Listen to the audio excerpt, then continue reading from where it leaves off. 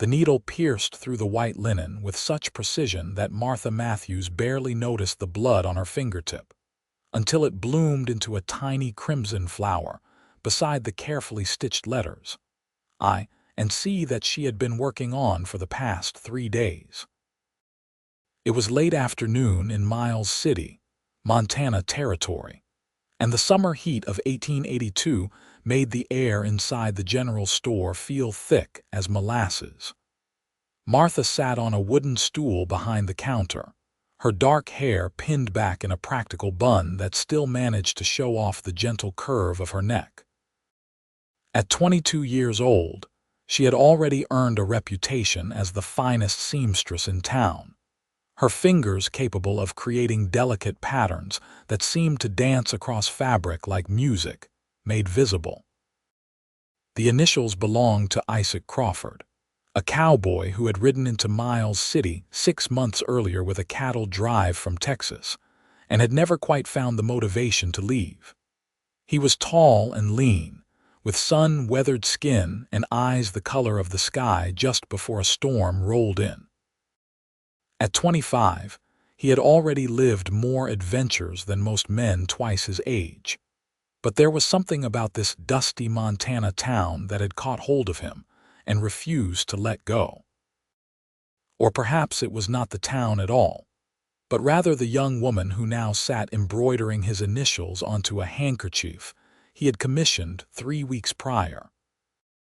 Martha sucked the blood from her finger and returned to her work, trying not to think about the way Isaac's eyes crinkled at the corners when he smiled or the deep timbre of his voice that seemed to resonate in her chest long after he had stopped speaking. She had no business thinking such things about a customer, especially one who would likely drift away with the next cattle drive or gold rush or whatever wild promise called to men like him. The bell above the door chimed, and Martha looked up to see the very man who occupied her thoughts standing in the doorway, his broad-brimmed hat shadowing his face until he removed it and held it against his chest in that respectful way he had that made her heart skip, despite her better judgment. "Miss Martha," Isaac said, his voice carrying that slight Texan drawl that he had never quite shed despite his years of wandering. "I hope I am not disturbing you." "Not at all, Mr. Crawford," Martha replied, setting down the handkerchief quickly and hoping he had not noticed what she was working on. She wanted it to be a surprise, though why his approval mattered so much to her was something she tried not to examine too closely. "What can I do for you today?"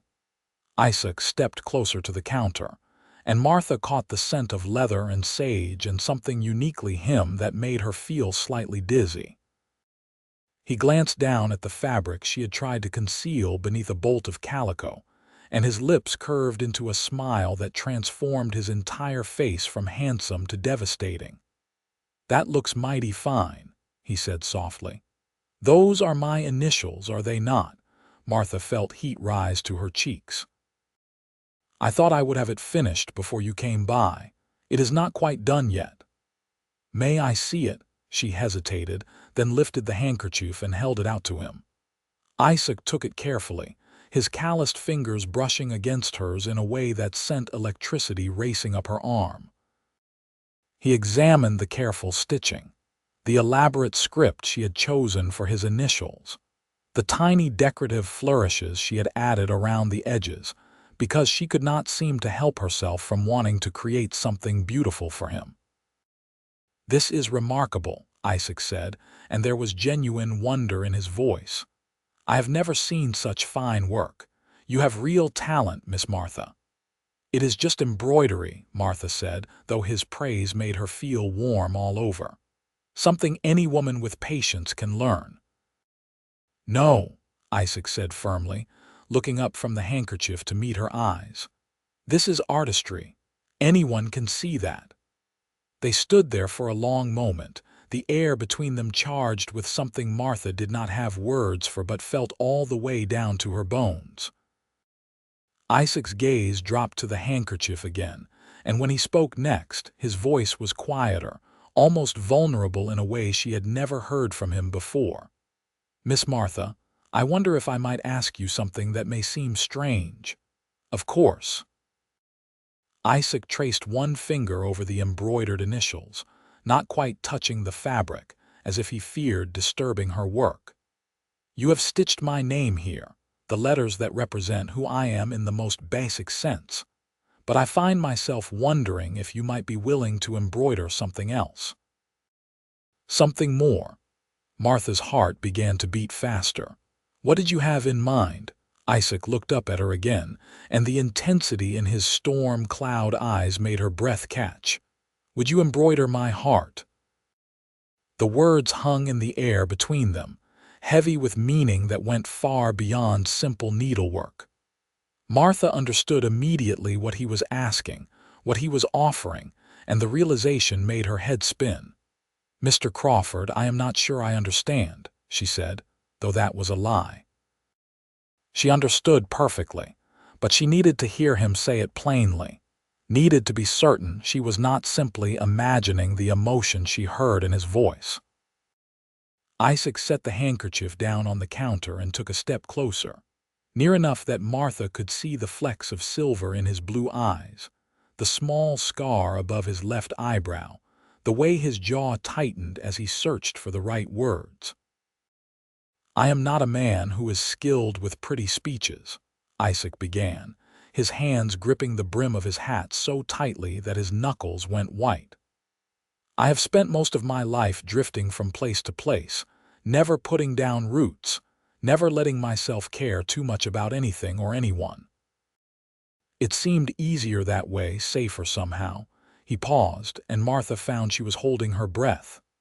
"But then I met you," Isaac continued, his voice rough with emotion. "And for the first time in my life, I found myself wanting to stay somewhere to build something lasting. Every time I think about leaving Miles City, about riding out with the next cattle drive, I feel this pain in my chest like something vital is being torn away. And I realize that what I feel, what has been growing inside me these past months, is not something I can just ride away from." Martha's hands trembled as she gripped the edge of the counter. "What are you saying?" "I am saying that you have taken hold of my heart, Miss Martha, as surely as if you stitched it there with that silver needle of yours. And I am asking if you might want to keep it, if you might feel even a fraction of what I feel when I look at you." The confession hung between them, raw and honest and terrifying in its vulnerability. Martha had spent the past 6 months telling herself not to hope, not to imagine a future with this wandering cowboy who seemed destined to break her heart. But hearing him speak these words, seeing the fear and hope warring in his expression, she could no longer deny what she had been feeling all along. "I have been working on your handkerchief for 3 days," Martha said softly, "when I could have finished it in 3 hours. I kept finding excuses to add more detail, to make it more perfect, because I did not want to complete it, because finishing it would mean you would take it and leave, and I would have no reason to see you again." Isaac's breath caught. "Martha." It was the first time he had said her name without the formal miss, and the intimacy of it made her shiver. "I have tried so hard not to care for you," Martha continued, the words spilling out now that she had started. "You are a cowboy, a drifter, and I am a practical woman who knows better than to lose her heart to someone who will only leave. But I did anyway. I lost my heart to you the first time you walked through that door and asked if I could repair a tear in your shirt. And you actually listened when I explained the different types of stitching, as if what I had to say mattered." "It did matter," Isaac said, moving around the counter without asking permission, closing the distance between them until he was standing right in front of her. "Everything you say matters to me. The way you talk about your work with such passion, the way you notice small details that others miss, the kindness you show to everyone who comes into this store, even when they do not deserve it.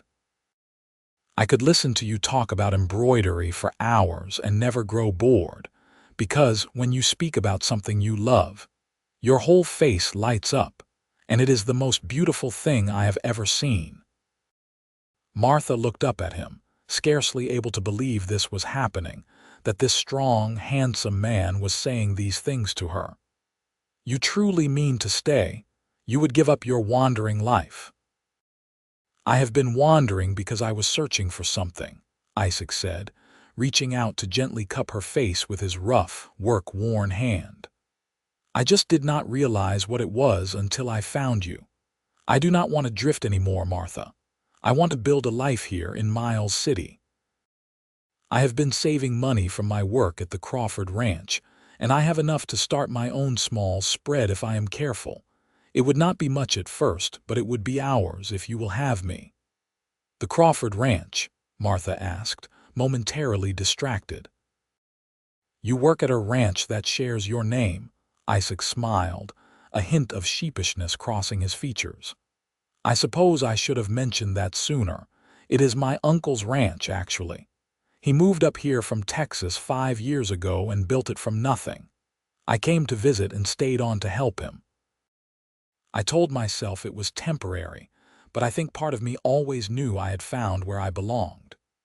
"You let me believe you were just passing through," Martha said, though there was no real accusation in her tone, only wonder at how thoroughly she had misunderstood the situation. "I thought I was passing through," Isaac admitted. "At least, I thought that was what I wanted. But the truth is, I have been building a life here all along. I just could not admit it to myself until I understood why I was doing it. Everything I have done these past months, every decision I have made, has been leading me toward this moment, toward you." Martha felt tears prick at her eyes, overwhelmed by the sincerity in his words. "I do not know what to say." "Say yes," Isaac urged, his thumb tracing gentle patterns on her cheek. "Say you will let me court you properly, that you will give me a chance to prove that I can be the kind of man who stays, who builds something lasting. Say you will embroider my heart the way you embroidered my initials, with care and artistry and maybe, someday, with love." "Someday," Martha whispered, her own hand coming up to cover his where it rested against her face. "Isaac, I already love you. I have loved you for longer than I want to admit, even to myself." The smile that spread across Isaac's face was like sunrise breaking over the Montana plains, brilliant and warm and full of promise. "You love me." "I do," Martha confirmed, and saying the words out loud made them feel more real, more solid than anything she had ever known. "I love you, Isaac Crawford, even though it frightens me, even though I tried not to. I love you." Isaac made a sound that was half laugh, half sob, and then he was pulling her into his arms, holding her so tightly that she could feel his heart pounding against her chest, matching the rapid rhythm of her own. They stood there for a long moment, just holding each other as if they could anchor themselves to this feeling and never let it go. "I love you too," Isaac murmured against her hair. "I love you, Martha Matthews, and I promise I will spend every day proving to you that you were right to take a chance on me." When they finally pulled apart, both of them were smiling through tears. Isaac kept one arm around Martha's waist, as if he could not bear to let her go completely, and she leaned into his warmth, feeling safer and more certain than she had in months. "So what happens now?" Martha asked, looking up at him with wonder still shining in her eyes. "Now I court you properly," Isaac said. "I take you to dinner at the hotel, I go to church with you on Sundays, I ask your father for permission to call on you officially. I do everything the way you deserve." Martha laughed softly. "My father died 3 years ago and my mother passed when I was 16. I have been on my own for some time now." Pain flickered across Isaac's face. "I am sorry, I did not know." "How could you? We have spent 6 months dancing around each other, too afraid to say what we were really feeling." There is so much we do not know about each other yet. Then we will take our time and learn, Isaac said firmly. I want to know everything about you, Martha. Your favorite color, what you dream about at night, why you chose to become a seamstress, what makes you laugh until your sides hurt. I want to know all of it. Blue, Martha said, smiling. My favorite color is blue, the exact shade of your eyes on a clear day. I dream about having a shop of my own someday where I can sell my embroidery and fine stitching. I became a seamstress because my mother taught me, and it is the one way I still feel connected to her. And what makes me laugh hardest is when people take themselves too seriously, and life shows them how ridiculous they are being. Isaac listened to every word as if she were telling him the secrets of the universe, his full attention focused on her in a way that made Martha feel precious and important. Blue is my favorite color too now, he said. The exact shade of your eyes when you are concentrating on your stitching. And I will do everything in my power to help you get that shop. They talked for hours, standing there in the general store as the afternoon faded into evening. Martha learned that Isaac's parents had died in a fever epidemic when he was 12, leaving him to fend for himself until his uncle took him in. She learned that he could play the harmonica, that he had a deep fear of deep water because he had nearly drowned as a boy, that his favorite meal was his late mother's recipe for cornbread and beans. She learned that he read poetry when he thought no one was watching, and that he had a weakness for peppermint sticks. Isaac learned that Martha had a younger brother named Thomas who was studying medicine in Chicago, that she sent him money from her sewing whenever she could spare it. He learned that she sang to herself when she worked, old hymns and folk songs her mother had taught her. He learned that she was secretly terrified of thunder, that she loved the smell of sage and pine, and that she had always dreamed of traveling to San Francisco but had never had the money or the courage to go. I will take you there, Isaac promised. Maybe not right away, but someday. We will see San Francisco together. I would like that, Martha said, and she could picture it suddenly, the two of them standing on a hillside overlooking the Pacific Ocean, his hand in hers, their whole lives stretching out before them full of possibility. The bell above the door chimed again, and they broke apart guiltily to see Mrs. Henderson, the banker's wife, standing in the doorway with her eyebrows raised nearly to her hairline. Well, Mrs. Henderson said, her tone suggesting she had just discovered something deliciously scandalous. I hope I am not interrupting anything improper. Not at all, madam, Isaac said quickly, taking a respectful step back from Martha even though it pained him to do so. I was just placing an order for some embroidery work. I am sure you were, Mrs. Henderson said dryly, but there was a hint of amusement in her expression. She was a notorious gossip, but she was not unkind. Martha, dear, I need a new tablecloth for the church social next month. Do you have time to take on the project? Of course, Mrs. Henderson, Martha said, grateful for the woman's willingness to pretend she had not seen anything untoward. When would you need it completed by? As Martha discussed the details with Mrs. Henderson, Isaac quietly excused himself, but not before catching Martha's eye and mouthing the words "tomorrow night" with a questioning look. Martha nodded almost imperceptibly, and the smile that lit Isaac's face made her stomach flutter with anticipation. After Mrs. Henderson left, Martha closed up the store and made her way to the small room she rented above the millinery shop next door. It was not much, just a bed, a wardrobe, a small table with a basin for washing, and a trunk that held her few possessions, but it was hers, and she had made it cozy with embroidered curtains and a quilt she had sewn herself. She sat on the edge of her bed and picked up Isaac's handkerchief, which she had tucked into her pocket before leaving the store.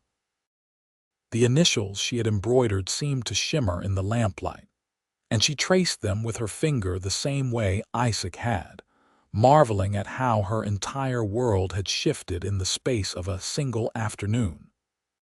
He had asked her to embroider his heart, and in a way, she felt as though she already had. The feelings she had stitched into every careful loop and curve of thread were love made visible, emotion transformed into art. And now, impossibly, he felt the same way about her. Martha worked late into the night finishing the handkerchief, adding one final detail that she had not planned, but that felt necessary now.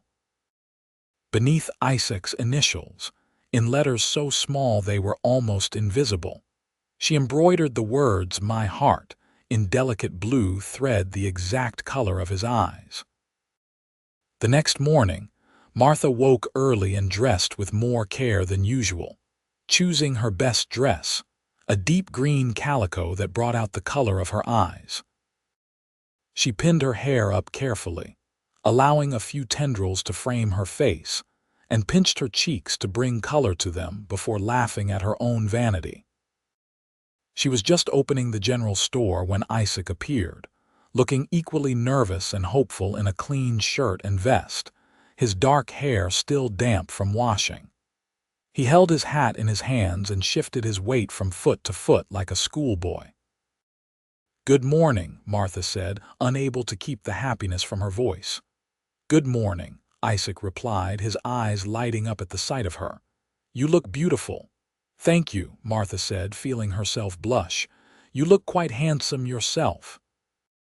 They stood there grinning at each other for a moment before Isaac seemed to remember himself.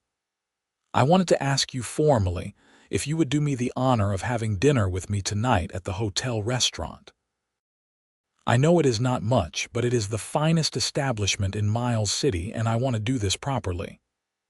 "I would be delighted," Martha said. 6 o'clock. 6 o'clock, Martha confirmed. Isaac nodded, still grinning, and then seemed reluctant to leave. "I should let you get to work. I just wanted to make sure yesterday was not a dream." "It was not a dream," Martha assured him. "At least, if it was, I am still having it." Isaac laughed, the sound warm and genuine, and Martha thought she could happily spend the rest of her life finding ways to make him laugh like that. He finally tore himself away, promising to see her that evening, and Martha watched him go with a smile she could not seem to wipe from her face. The day passed in a blur of customers and sewing projects, but Martha's mind kept drifting to the evening ahead. She had been courted before, briefly, by the hardware store owner's son, but it had been a tepid, practical sort of arrangement that had fizzled out when he moved to Helena to open his own store. She had not minded much at the time, recognizing that whatever she felt for him was not love. What she felt for Isaac was entirely different. It was fierce and consuming and a little bit terrifying in its intensity, but it was also the most alive she had ever felt. At 5:30, Martha closed the store and hurried upstairs to change and freshen up. She chose the same green dress, knowing it looked well on her, and took extra care with her hair. She was just pinning on her hat when she heard a knock at the door downstairs. Isaac was waiting on the street, and when she descended, he offered her his arm with such old-fashioned courtesy that it made her heart swell. "You are even more beautiful than you were this morning," he said. "I did not think that was possible." "Flatterer," Martha said, but she was pleased nonetheless. They walked together through the dusty streets of Miles City toward the hotel, and Martha was acutely aware of the curious glances they received from passers-by. By tomorrow morning, everyone in town would know that Martha Matthews and Isaac Crawford were courting, but she found she did not care. Let them talk. She had spent too long being cautious and practical, and for once in her life, she wanted to simply feel without worrying about the consequences. The hotel restaurant was indeed the finest in Miles City, with real tablecloths and china plates and candles on every table. The proprietor, A jovial man named Mr. Peterson showed them to a table by the window with a view of Main Street and promised them the best meal they had ever eaten. "I feel like I should be wearing something fancier," Martha whispered to Isaac after Mr. Peterson had left them with menus. "I have never been somewhere this nice." "You could be wearing a flour sack, and you would still be the most beautiful woman in the room," Isaac said seriously. "But I am glad I could bring you somewhere special. You deserve special." They ordered roast chicken with potatoes and vegetables, and as they ate, they continued the conversation they had started the day before, each of them hungry to learn everything about the other. Martha told Isaac about growing up in Miles City, about how the town had grown from a small military outpost to a bustling cattle town in just a few years. Isaac told her about his years of wandering, about working cattle drives from Texas to Kansas, about the time he had nearly been trampled in a stampede and had to be pulled to safety by a quick-thinking fellow cowboy. "I think I lived so recklessly because I had nothing to lose," Isaac admitted, his expression growing serious. "After my parents died and before my uncle found me, I spent years just trying to survive, not caring much whether I did or not. Even after Uncle James took me in, I never quite shook that feeling that I was temporary, that I was just passing through this world without leaving any real mark on it." "But you have made a mark," Martha said, reaching across the table to take his hand. "You have made a mark on me, Isaac. You have changed my life just by walking into it." Isaac turned his hand over to lace his fingers through hers. "You have given me a reason to want to make a mark, to want to build something lasting. Before I met you, I was content to just drift. Now I want to plant roots so deep that nothing could ever pull them up." They lingered over dinner until the candles had burned low and Mr. Peterson was pointedly cleaning tables near theirs. Isaac paid the bill and they stepped out into the cool evening air. The sun had set, painting the sky in shades of purple and orange, and the street was mostly empty except for a few cowboys heading toward the saloon. "Walk with me," Isaac asked, offering his arm again. They strolled through the quiet streets, not really going anywhere, just wanting to prolong the evening. Eventually they found themselves at the edge of town, where the buildings gave way to open prairie, and the sky seemed to stretch on forever. "When I first came west," Martha said, looking out at the vast landscape, "I was terrified by how empty it all seemed. I was used to towns where buildings blocked out the sky and you could never see more than a block ahead. But now I cannot imagine living anywhere else. There is something about all this space that makes me feel free." "I felt the same way the first time I saw it," Isaac said. "Like I could finally breathe after spending my whole life in a too-small room. The West gets into your blood, and once it does, you can never be satisfied with anything else." They stood there in comfortable silence for a while, watching the stars begin to appear one by one in the darkening sky. Finally, Isaac turned to Martha with an expression of such tenderness that it made her breath catch. "Thank you for taking a chance on me," he said quietly. "I know I am not much of a catch, just a cowboy with more past than future, but I promise I will spend every day trying to be worthy of your faith in me." "You are worthy already," Martha said firmly. "Isaac, you are kind and honest and hardworking. You have survived things that would have broken a lesser man, and yet you are still capable of gentleness, of hope. You are exactly the kind of man I have been waiting for, even if I did not know it, until you walked through that door 6 months ago." Isaac pulled her closer, his hands resting lightly on her waist. "May I kiss you, Martha, please?" Martha whispered, and then his lips were on hers, soft and sweet and perfect. The kiss was gentle, almost reverent, as if Isaac was afraid she might break.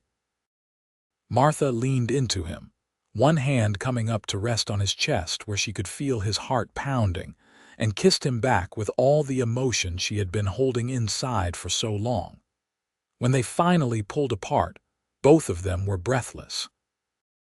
"I have been wanting to do that for 6 months," Isaac said, his forehead resting against hers.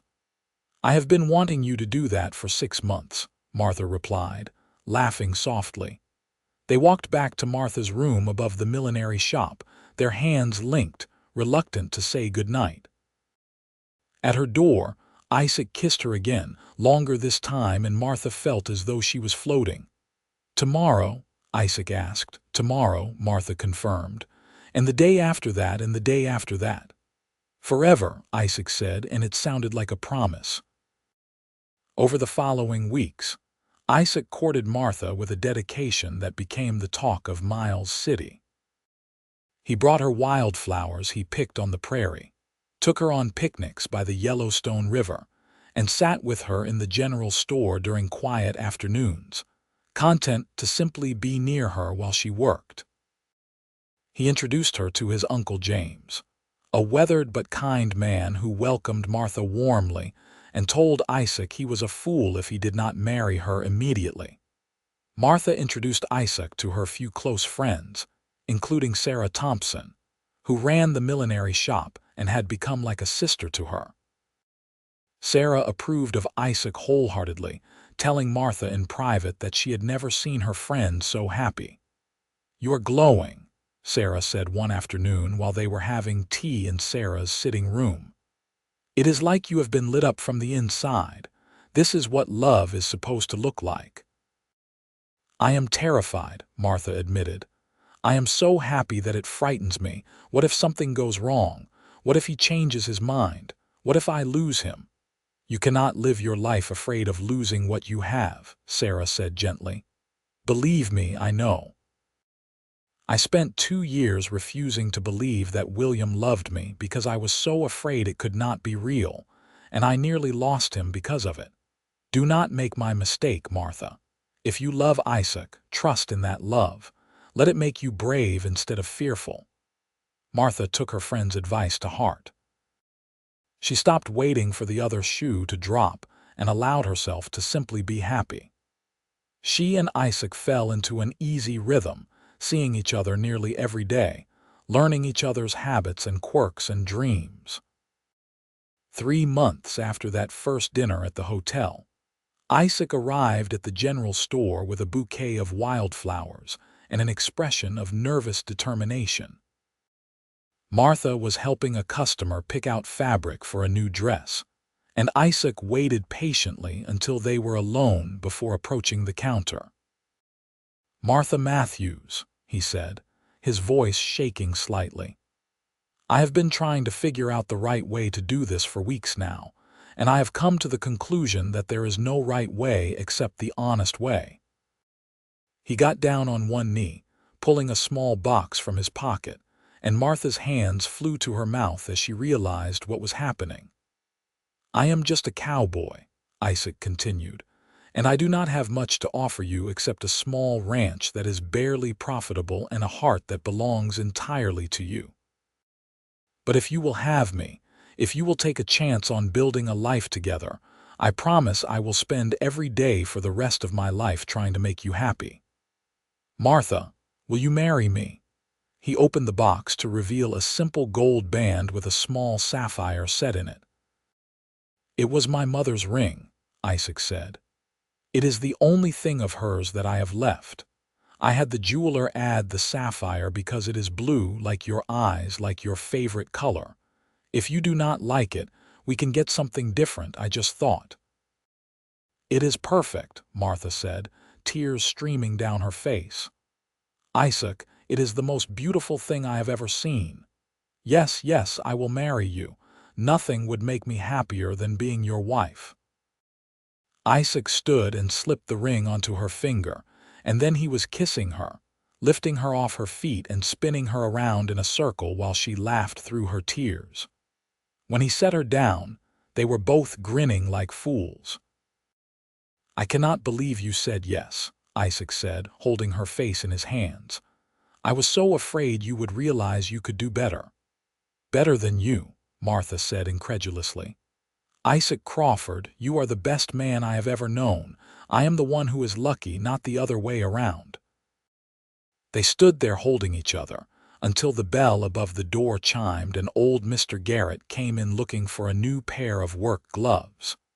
Martha served him with the ring prominently displayed on her left hand, and by evening the news had spread through Miles City like wildfire.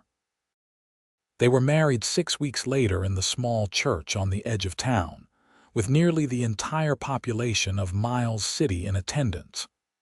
Martha wore a dress she had sewn herself from ivory silk, with delicate embroidery covering the bodice and sleeves, each stitch placed with love and care.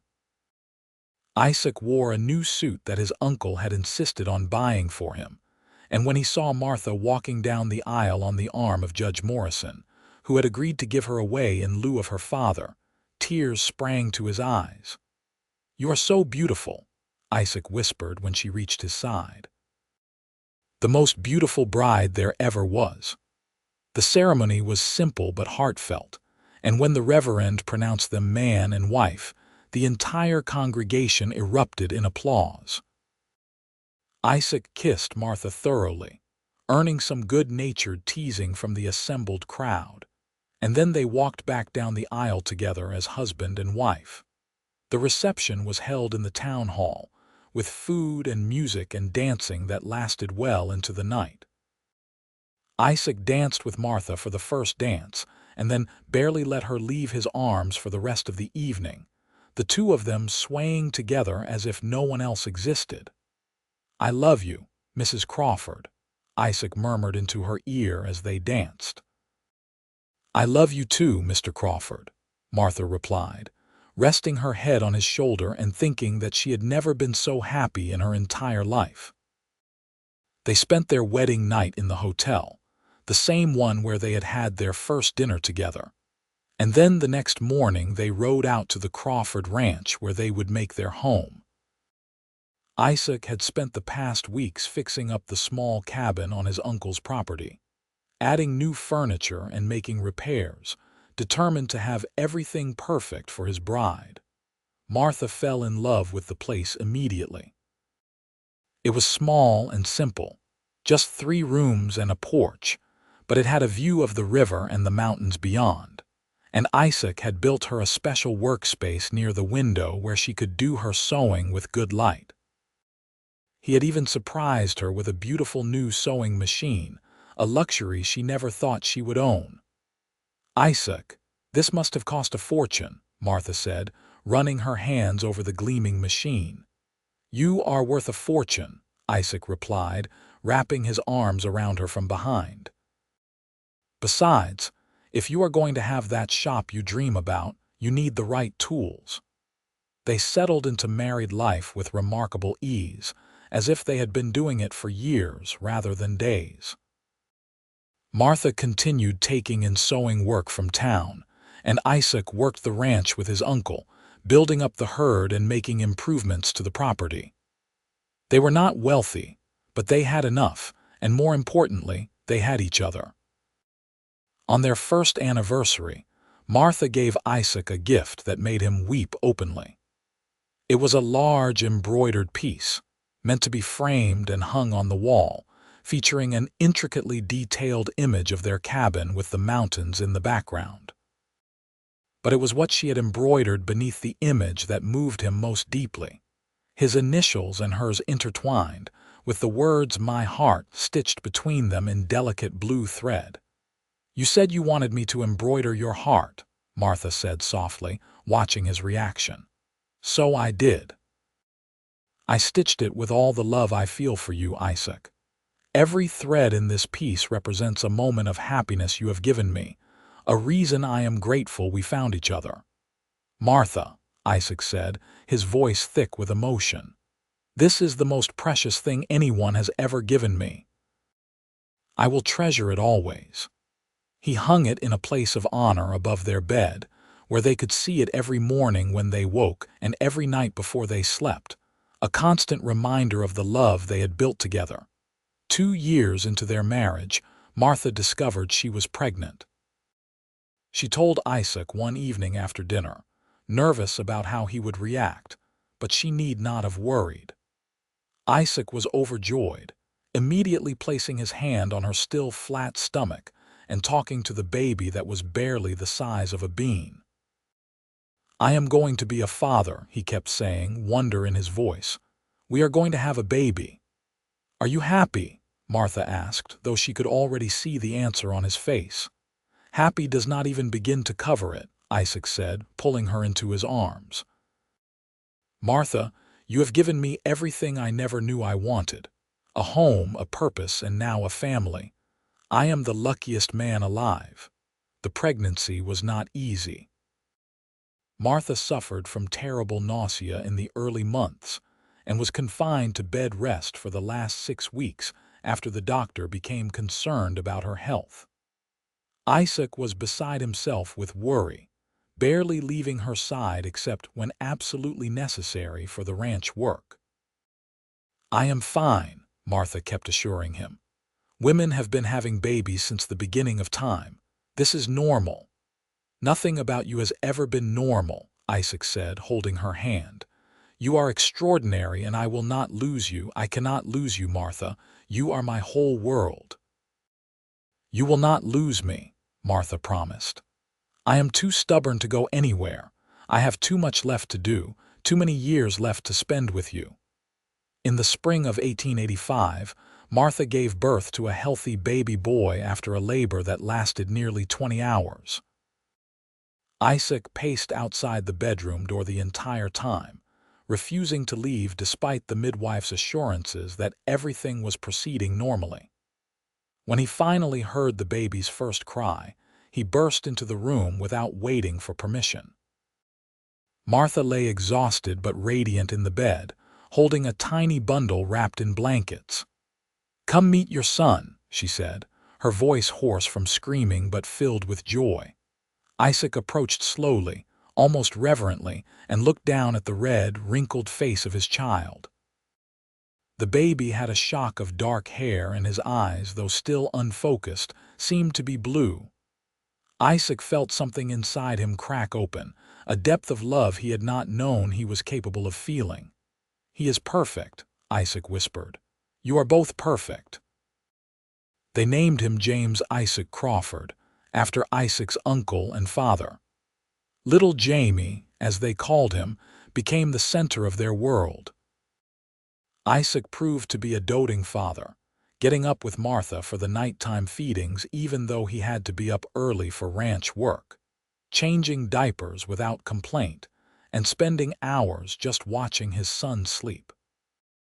"You are going to spoil him," Martha said one afternoon, watching Isaac play with Jamie on a blanket spread out on the porch. "I am going to love him," Isaac corrected. "The way my father loved me, the way I wish he had lived long enough to love me all my life. I want Jamie to never doubt for a single moment that he is wanted and cherished." Martha's heart swelled with love for this man, who had once thought himself incapable of putting down roots.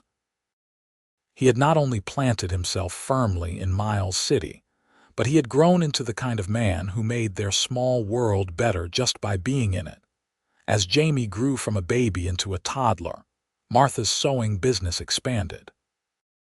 Word of her skill had spread beyond Miles City, and she was receiving orders from as far away as Helena and Billings. Isaac helped her convert one of the ranch's outbuildings into a proper workshop, complete with a large cutting table and shelves for fabric and supplies. "This is getting too big for you to manage alone," Isaac said one evening after Martha had stayed up past midnight trying to complete an order. "You need to hire help." "I cannot afford to pay anyone," Martha protested. "And besides, I like doing the work myself." "What if we brought in an apprentice?" Isaac suggested. "Someone young who wants to learn the trade. You could teach them and they could help with the simpler work, freeing you up for the more intricate pieces." Martha considered this, and the more she thought about it, the more it made sense. Within a month, she had hired a 16-year-old girl named Lucy Porter, whose family had recently moved to Miles City and who showed real talent with a needle. Lucy proved to be a quick learner and a hard worker, and soon Martha found she had more time to spend with Jamie and Isaac while still fulfilling all her orders. On their 5th anniversary, Isaac presented Martha with the deed to a small building on Main Street. "Your shop," he said simply. "I know you have been dreaming of having a place in town, somewhere customers can come to see your work and place orders. The space needs some fixing up, but I thought we could do it together, make it exactly what you want." Martha stared at the deed, unable to speak for a moment. "Isaac, this is too much. How did you afford this?" "I have been saving for 3 years," Isaac admitted. "Every extra dollar I made went into this. Uncle James helped too, and he insisted it was a good investment. He says you are going to make us all rich with your talent." "I do not care about being rich," Martha said, tears streaming down her face. "But I care about this, about you believing in my dreams enough to help make them real. Thank you, Isaac. Thank you for everything." They spent the next 3 months transforming the building into Martha's dream shop. Isaac built display cases and shelves, hung new curtains that Martha had embroidered with elaborate patterns, and painted the walls a cheerful yellow that made the whole space feel warm and inviting. Martha arranged her finest pieces in the window and hung a sign above the door that read, "Crawford Fine Embroidery and Tailoring." The shop was an immediate success. Women came from all over the territory to commission work from Martha, and soon she had orders backed up for months. She hired 2 more seamstresses to help with the demand, training them in her techniques and insisting on the same quality that had made her reputation. Despite her success, Martha never forgot where she started or what really mattered. Every evening, no matter how busy the shop had been, she came home to the ranch to Isaac and Jamie, and they would have dinner together as a family. She would embroider while Isaac read aloud from the newspaper or a dime novel, and Jamie would play with his wooden toys on the floor, and Martha would think that this simple domestic happiness was worth more than all the success in the world. When Jamie was 4 years old, Martha became pregnant again. This time the pregnancy was easier, and in the summer of 1889 she gave birth to a daughter they named Rose Marie Crawford. Rose had Martha's dark hair and delicate features, and from the moment she was born she had her father wrapped around her tiny finger. "I am doomed," Isaac said, holding his newborn daughter and looking utterly besotted. "She's going to have me doing whatever she wants for the rest of my life." "Just like her mother," Martha teased, and Isaac laughed and agreed that yes, he had always been helpless against the women in his life. Jamie was fascinated by his baby sister, wanting to help with everything from feeding to diaper changes. He was a gentle, sweet child, with his father's kind heart and his mother's careful attention to detail. Isaac began teaching him about ranch work, taking him on rides around the property and showing him how to care for the horses and cattle. The years passed in a blur of happiness and hard work. Martha's shop continued to thrive, and Isaac's portion of the ranch grew steadily more profitable. They added on to their cabin, building 2 more bedrooms and a larger kitchen, and Isaac built Martha a proper sewing room with north-facing windows that provided the best light for detailed work. When Jamie turned 10, Isaac took him on his first cattle drive, a short run to a neighboring ranch. Martha worried the entire time they were gone, but when they returned a week later, both father and son were sunburned and exhausted and happier than she had ever seen them. "He is a natural," Isaac told her that night after the children were asleep. "He has good instincts with the cattle and he rides like he was born in the saddle.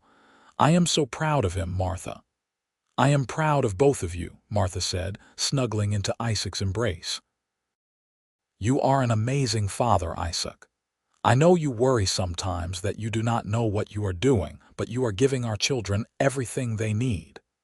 You are showing Jamie how to be a good man, and you are teaching Rose that she deserves to be treated with respect and kindness. That is everything. On their 15th anniversary, Martha and Isaac took a trip to San Francisco, leaving Jamie and Rose with Isaac's Uncle James. It was the first time they had been away from the children for more than a day, and while Martha missed them terribly, she also relished the chance to have Isaac all to herself again. They stayed in a real hotel with hot running water and took a cable car up the steep hills to see the view of the bay. They ate in fancy restaurants and walked through Golden Gate Park, and Martha felt like a young woman again, falling in love all over again with the man who held her hand as they explored the city. "You were right," Isaac said one evening as they stood on a hillside watching the sun set over the Pacific Ocean. "San Francisco is beautiful, but it has nothing on Montana, on our home." "I was just thinking the same thing," Martha said. "This is wonderful, but I keep thinking about the view from our porch, about the sound of the river and the mountains in the distance, about Jamie and Rose and everything we have built together. I am ready to go home." "Soon," Isaac promised, pulling her close. "But right now, I just want to stand here with my wife and remember what it felt like when I first realized I loved her. Do you remember that day in the general store when I asked you to embroider my heart?" "Of course I remember," Martha said. "It was the day my life truly began. Everything before that was just waiting, preparing for the moment when you would walk through that door and change everything." "I was so nervous," Isaac admitted. "I had been planning what I would say for weeks, trying to find the courage to tell you how I felt. I kept thinking you would laugh at me or tell me I was being ridiculous. Instead, you told me you loved me, and I felt like I could conquer the world." "You did conquer the world," Martha said. "At least, you conquered mine. Isaac, these past 15 years have been the happiest of my life. You gave me everything I ever dreamed of, and so much more that I never even knew to want." They kissed as the sun dipped below the horizon, painting the sky in brilliant shades of orange and pink and purple, and Martha thought about the handkerchief she had embroidered so many years ago with his initials, and the secret message she had hidden there. She thought about how she had stitched those letters with trembling fingers, hoping he would love her back but afraid to believe it could be true. She had embroidered his heart, just as he asked, but in doing so, he had embroidered hers as well, their lives intertwined as intricately as any pattern she could create with needle and thread. They returned to Miles City a week later to find that Jamie had helped Uncle James fix a fence line and Rose had learned to braid her own hair. The children threw themselves into their parents' arms, and Martha felt her heart swell with gratitude for this beautiful life they had created. Over the next several years, Martha and Isaac watched their children grow into remarkable young people.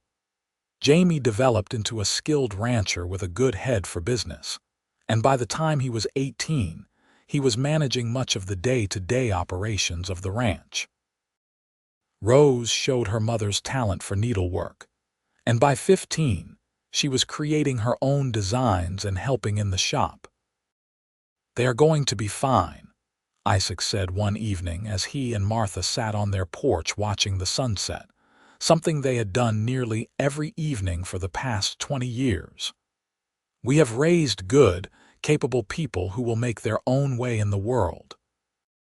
"I know," Martha said, though the thought of them leaving someday made her heart ache, "but I am not ready to let them go yet." "Neither am I," Isaac admitted. "But that is the way of things, is it not?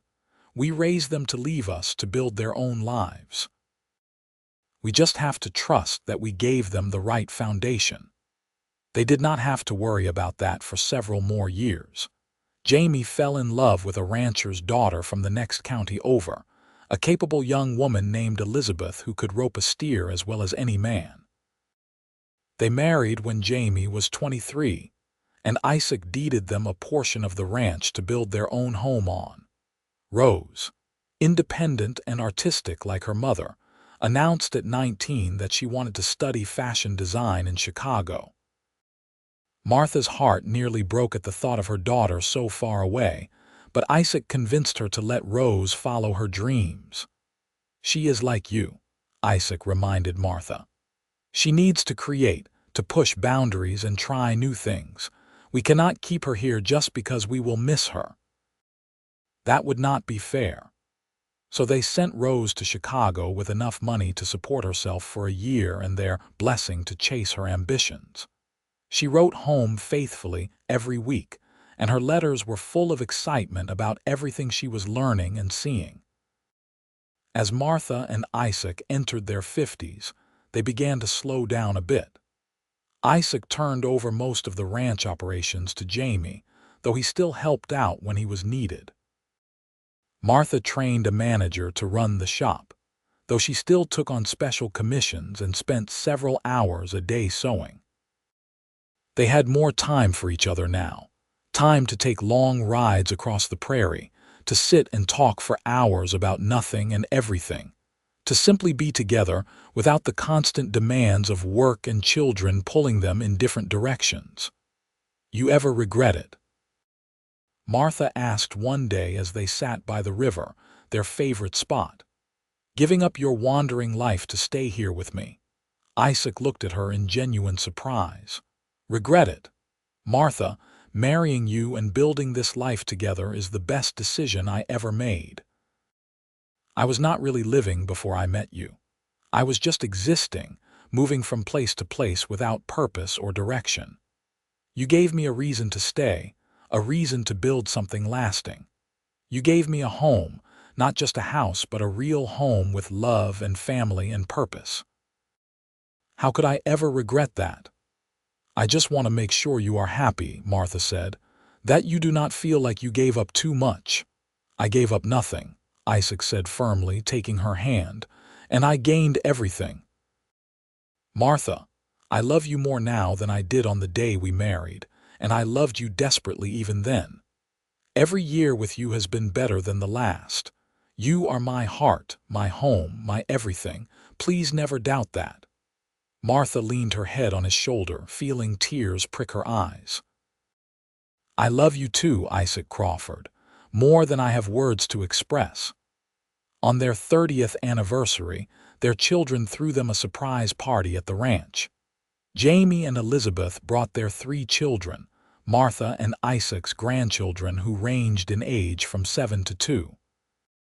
Rose came home from Chicago with her fiancé, a talented photographer named Daniel, who had captured her heart with his artistic soul and gentle manner. The whole family gathered, along with friends from all over the territory, and they celebrated late into the night with music and dancing and laughter. Martha looked around at all the people they loved, at the life they had built from nothing more than faith and determination and love, and felt overwhelmed with gratitude. "What are you thinking?" Isaac asked, pulling her into a dance as the fiddler struck up a waltz. "I am thinking about that handkerchief," Martha said.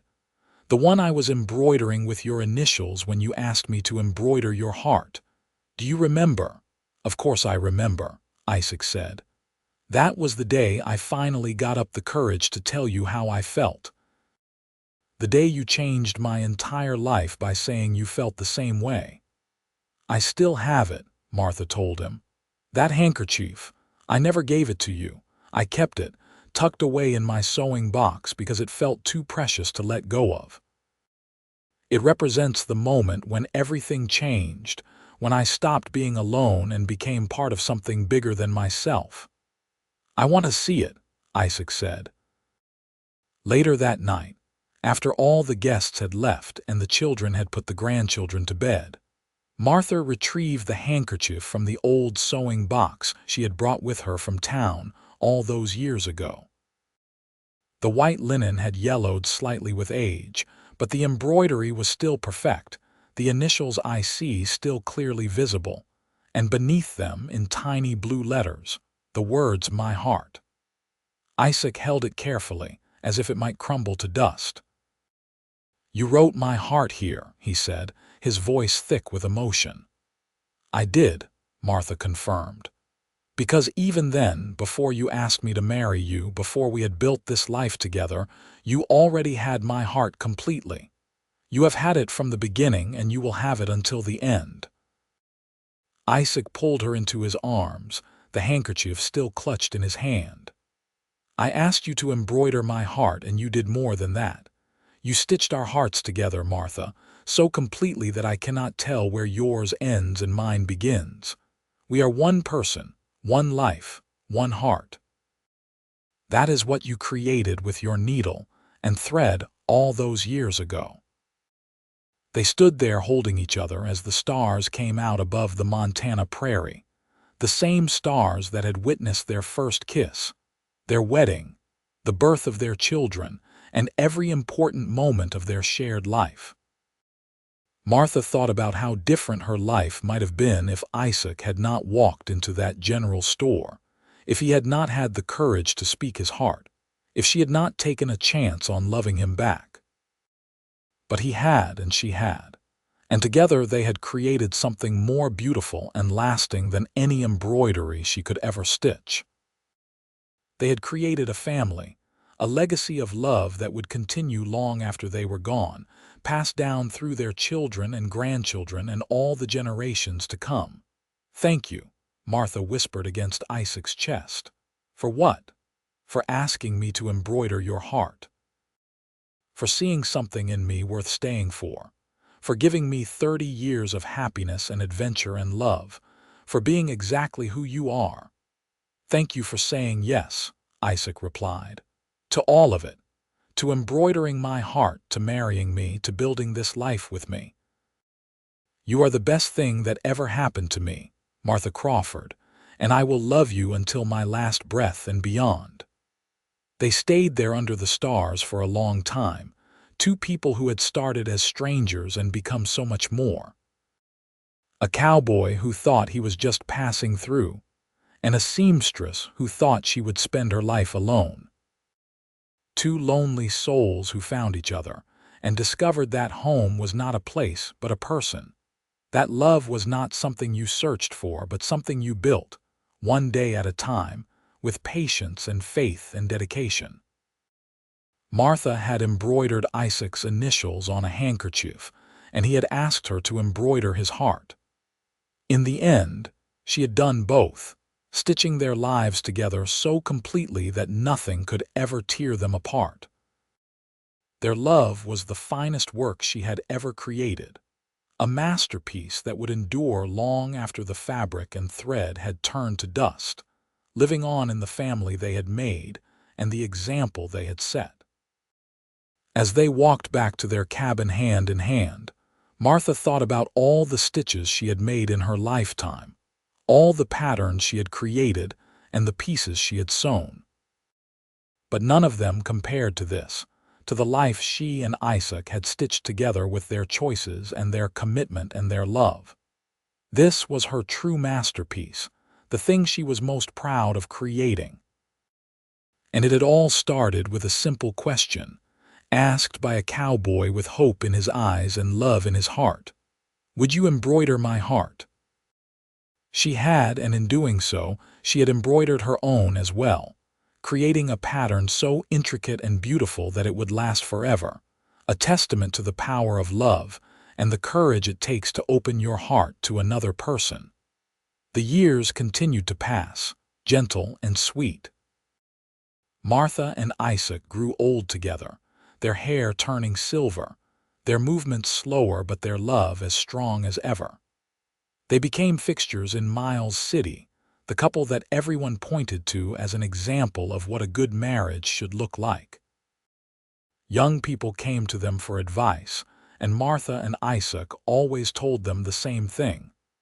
Love is not just a feeling, it is a choice you make every single day. When Martha was 65, she finally closed the shop and retired, passing it on to Rose, who had returned from Chicago with Daniel and their 2 children to take over the family business. Rose expanded it into a full fashion house, using the skills her mother had taught her combined with the techniques she had learned in the city.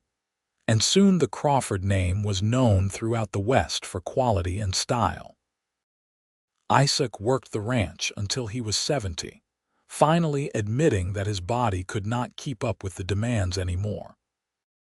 He was content to spend his days puttering around the property, fixing things that needed fixing, and spending time with his grandchildren and great-grandchildren, of which there were now many.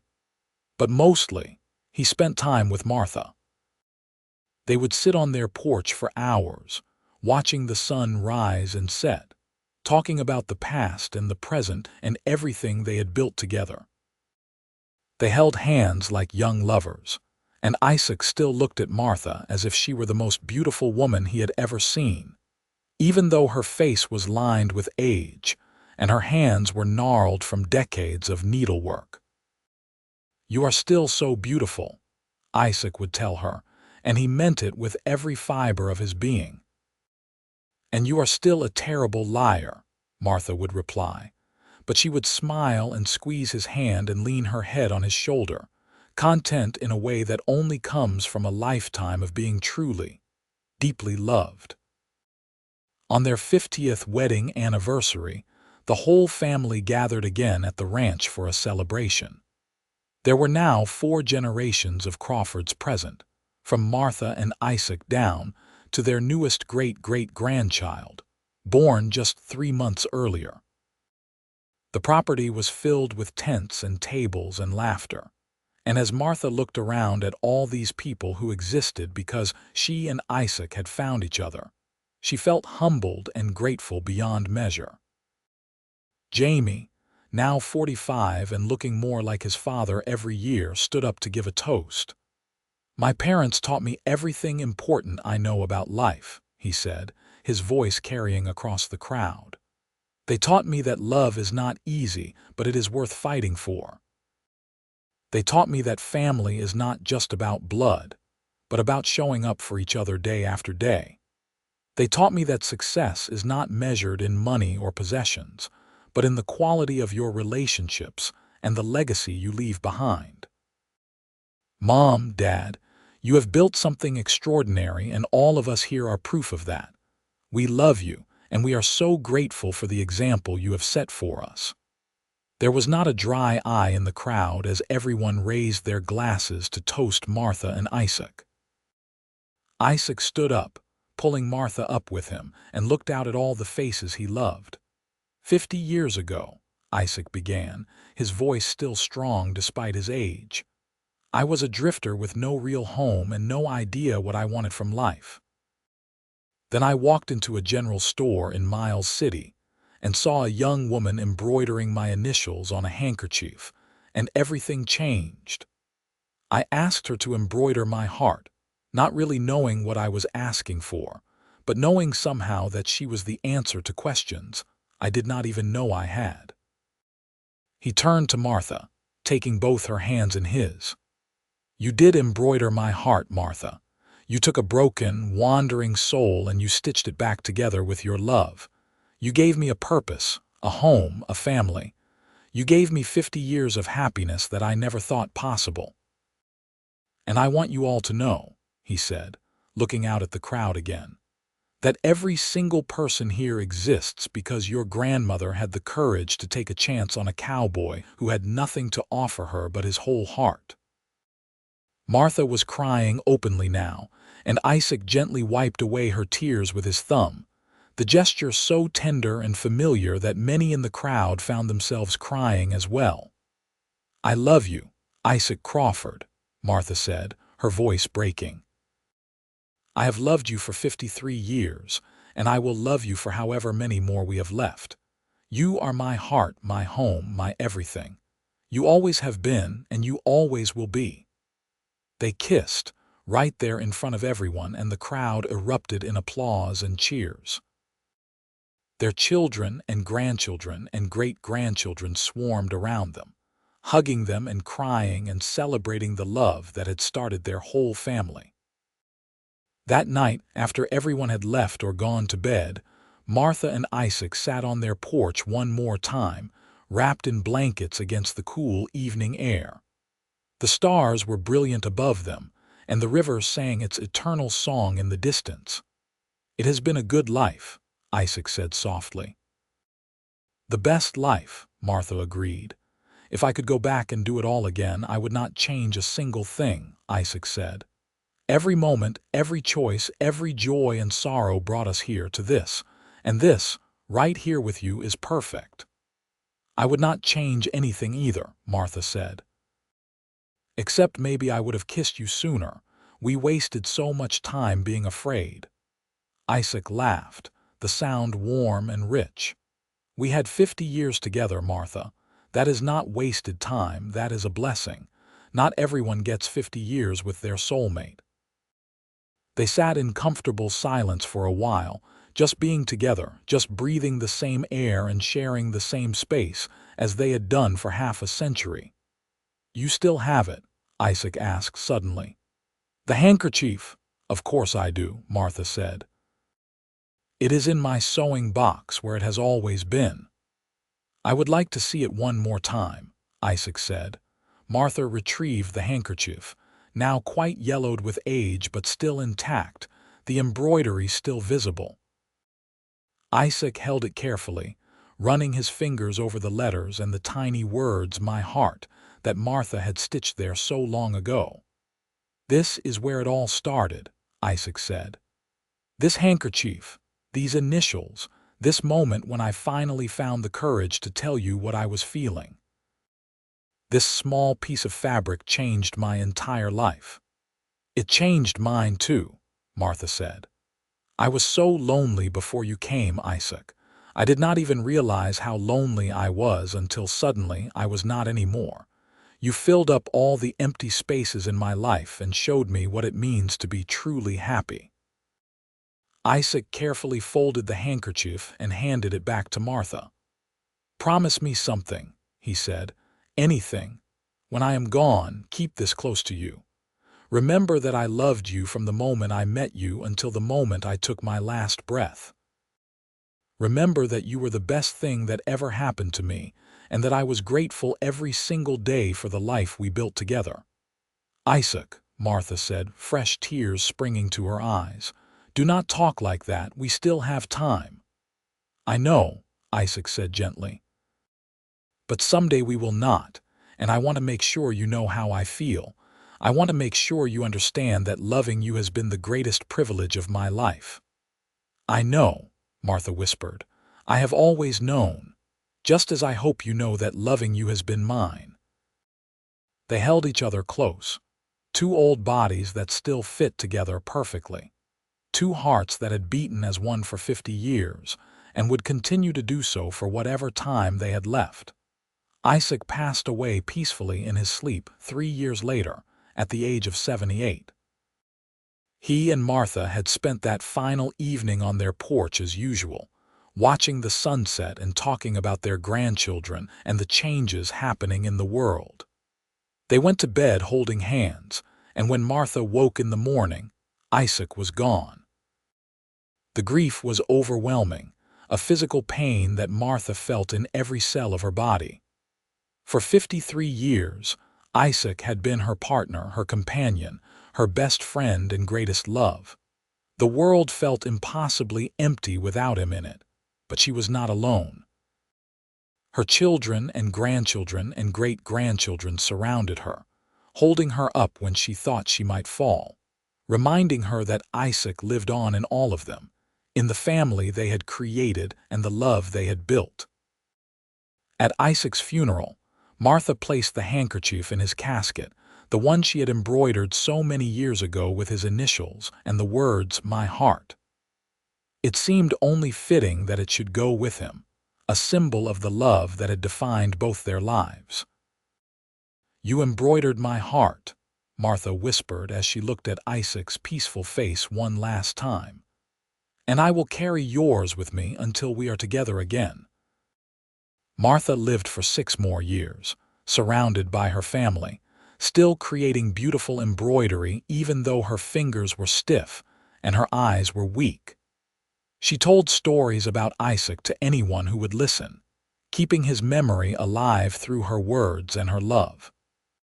She passed away quietly in her sleep at the age of 81, and when her children came to her room in the morning, they found her with a peaceful smile on her face and a piece of embroidery clutched in her hands. It was a handkerchief, newly made, with Isaac's initials and her own intertwined, and beneath them the words, "My heart forever." They buried her next to Isaac on a hillside overlooking the river, the spot they had loved so much in life. And there they remained still, two souls who found each other against all odds and built a love that time could not diminish and death could not end.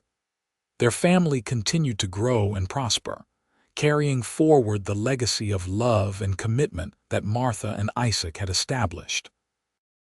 The Crawford Ranch is still there, now run by Jamie's great-grandson. Rose's fashion house expanded into a national brand, known for quality and artistry. And in Miles City, Montana, there is a small museum dedicated to Martha's embroidery work, showcasing the extraordinary art she created with nothing but needle and thread and love. But the real legacy of Martha Matthews and Isaac Crawford is not in the businesses they built or the art they created.